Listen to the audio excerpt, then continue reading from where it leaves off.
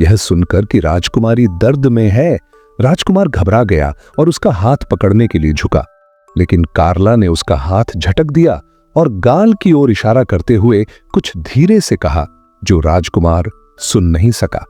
राजकुमार ने पूछा कि दर्द कहां है, कब शुरू हुआ, क्या मैं दासी को बुलाऊं? लेकिन कार्ला ने बस सिर हिलाया और मना कर दिया।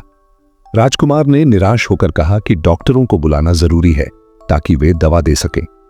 यह सुनते ही नकली राजकुमारी डर गई, क्योंकि उसे पता था कि अगर डॉक्टर आ गए तो उसका भेद खुल जाएगा। डर के मारे वह अपनी मां की हिदायत भूल गई और कबूतरों की चहचहाहट को अनदेखा करते हुए चिल्ला उठी, गंदे जानवर, गंदे जानवर। राजकुमार हैरान रह गया, लेकिन उसने सोचा शायद दर्द की वजह से राजकुमारी का मूड खराब हो गया है और उसे कुछ समय अकेला छोड़ देना बेहतर होगा। रात को राजकुमार सो नहीं सका तो वह खिड़की से बाहर देखने लगा। उसे लगा कि वह समुद्र से निकलती हुई एक लड़की को देख रहा है, जिसके सिर पर गुलाबों का हार था और वह फैलाए हुए हाथों से महल की ओर बढ़ रही थी। यह चेहरा उसकी पत्नी जैसा ही था।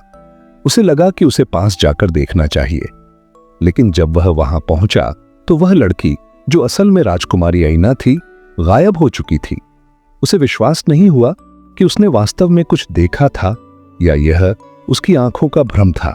अगली सुबह सेवकों ने बताया कि राजकुमारी न तो बोल रही है और न ही उठ रही है, लेकिन जो कुछ भी खाने को दिया जाता है वह खा लेती है।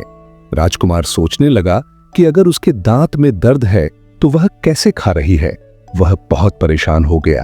अंततः राजकुमार ने डॉक्टरों को बुलाने का फैसला किया और 4 शाही डॉक्टरों को लेकर आया, लेकिन जैसे ही वे कमरे में दाखिल हुए, नकली राजकुमारी गुस्से में चिल्लाई, गंदे जानवर, गंदे जानवर। डॉक्टरों को यह सुनकर बुरा लगा और वे तुरंत कमरे से बाहर चले गए। राजकुमार के बार बार आग्रह करने के बावजूद वे वापस नहीं आए। राजकुमार ने अपनी पत्नी को मनाने की कोशिश की। वह उससे माफी मांगता रहा, लेकिन वह चुप रही।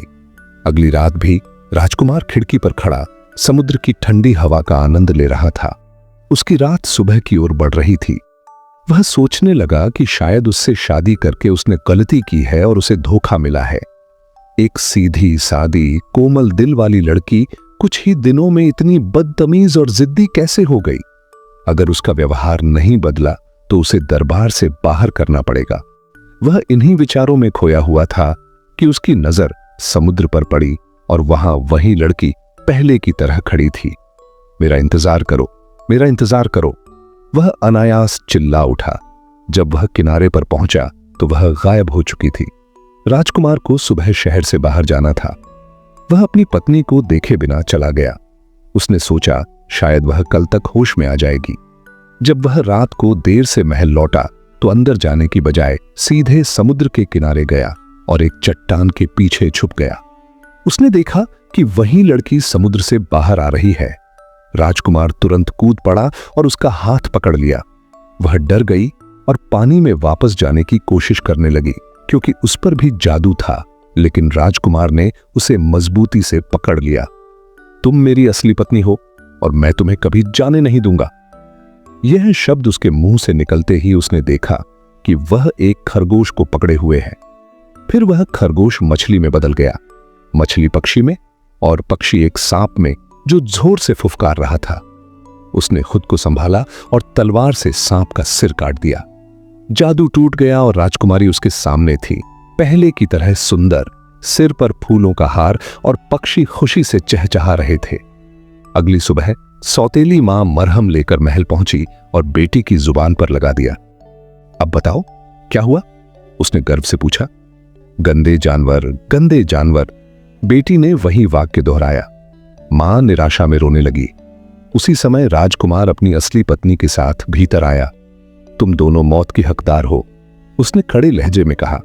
अगर फैसला मेरे हाथ में होता तो मैं यही सजा देता, लेकिन राजकुमारी ने तुम्हारी जान बख्शने की गुजारिश की है, इसलिए तुम दोनों को एक वीरान द्वीप पर भेज दिया जाएगा जहां तुम सारी उम्र कैद रहोगी।